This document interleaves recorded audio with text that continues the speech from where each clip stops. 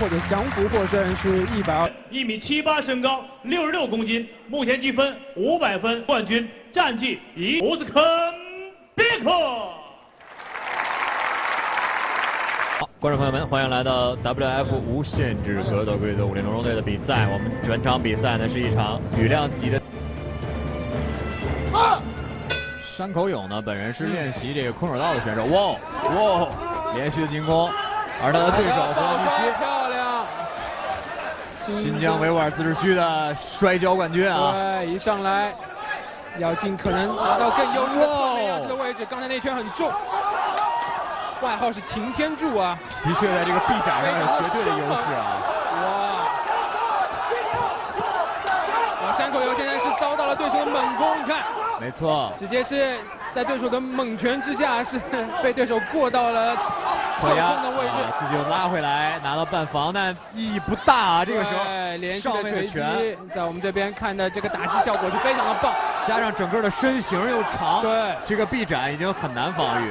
哇，光用手挡住对手进攻不够啊，山口勇需要进行动作的变换。没错，山口勇踩住对方的胯，遏制一下对方的进攻，要扫没成功。被对方拉倒，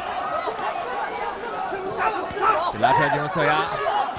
好的，继续锤击。胡安迪西基本上是没打算用缠斗的方式进行这场比赛。非常骁勇的一位新疆选手。打击，山口勇再不反抗，才有可能会终局比赛啊！哇！我们看现在山口勇很聪明，两条腿啊顶住对手的胯。对，没错。裁判通过这个动作看得出来，他的防守是非常有章法的。看已经开始询问山口勇是不是要放弃比赛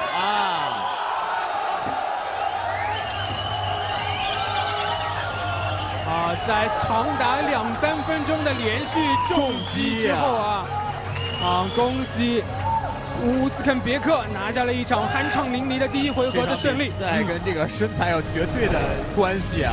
对方即使用防守踩着他的胯，臂展依然是可以够到对方的脸上。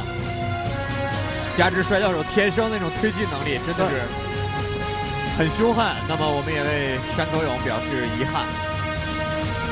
好，现在的话，乌斯肯别克拿下这场胜利 TKO， 恭喜他。